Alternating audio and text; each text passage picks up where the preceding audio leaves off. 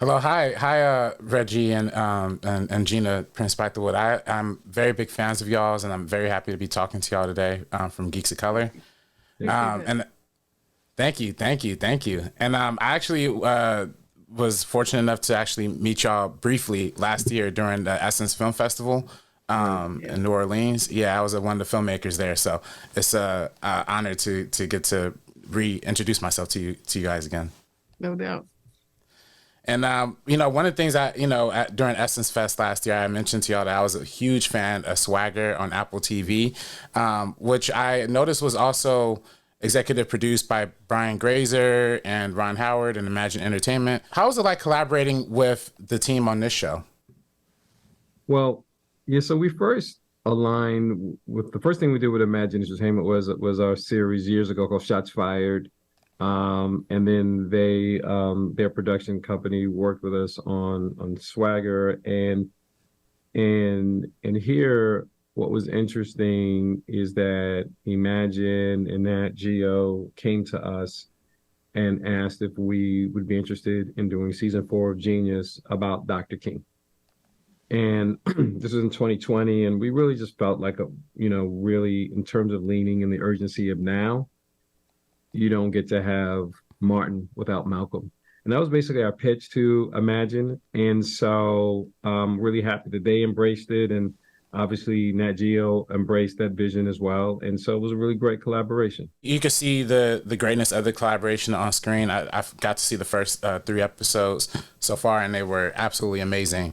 And Thank you. in my personal opinion, I personally think Malcolm X, Spike Lee's Malcolm X film, and Ava DuVernay's Selma are two of my favorite biopics of all time.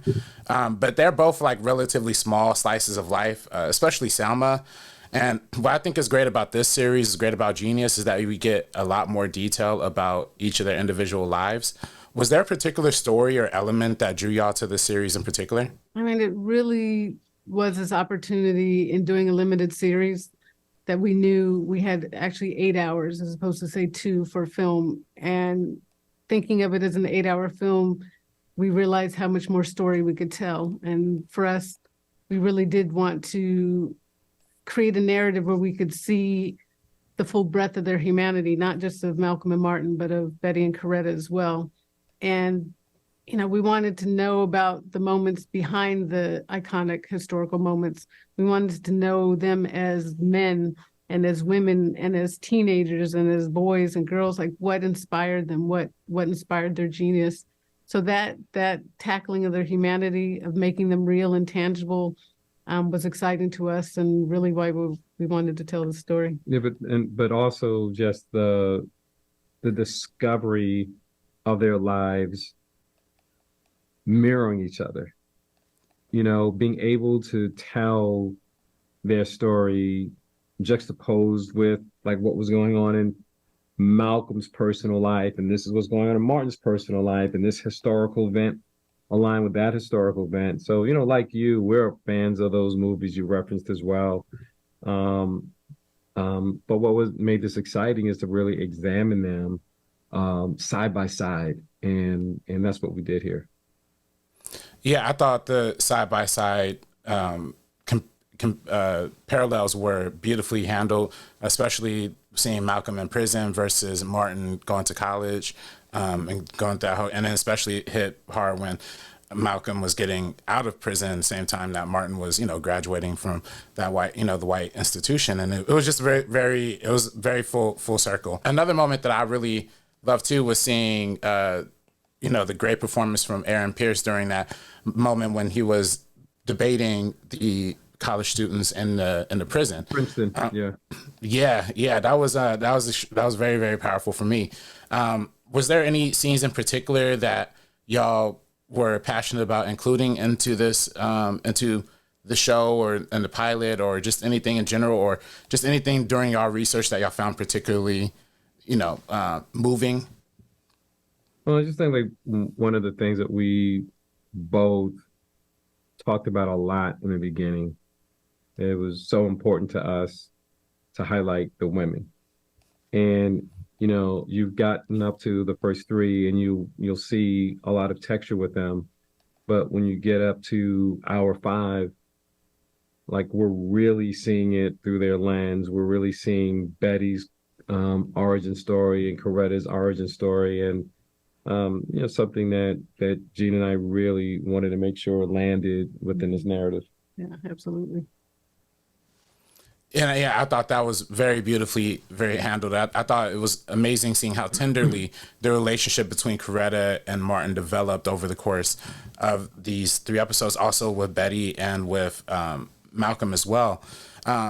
As a husband and wife creative team, is that something y'all prioritize? Do y'all prioritize depicting like strong Black relationships in your work? Because I've seen, we've seen that through a lot of both of your filmographies.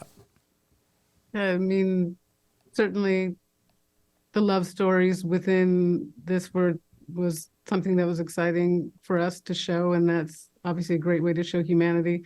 I think certainly, yeah, with our body of work, to put Black love up on screen for people to be inspired by and aspire to be, drawing on our own lives. I think we've been incredibly lucky to find each other and to find someone who believes in the same thing that you believe in.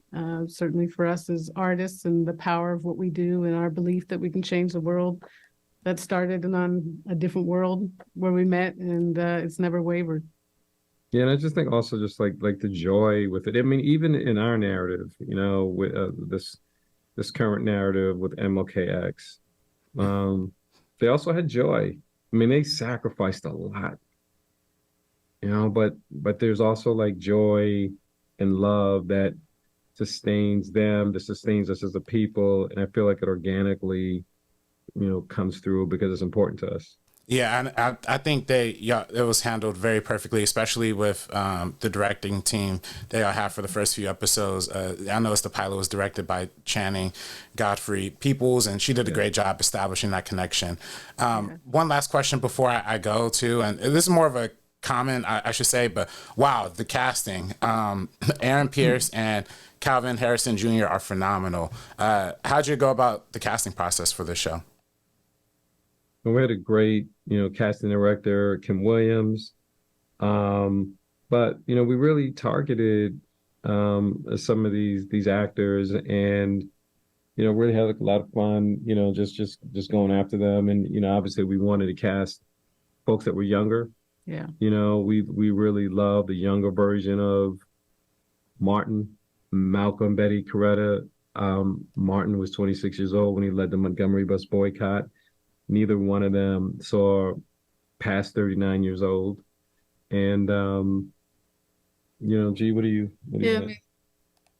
And we needed people who had the courage to take on these roles. The big four, as we call them, they incredible chops foremost. As Reg said, they had the youthfulness that we wanted, but they had the courage, they had the consciousness, they had the passion to take this on. I mean, these are iconic figures, but we didn't want imitations. We wanted actors who could embody them in the most truthful way and bring out their humanity.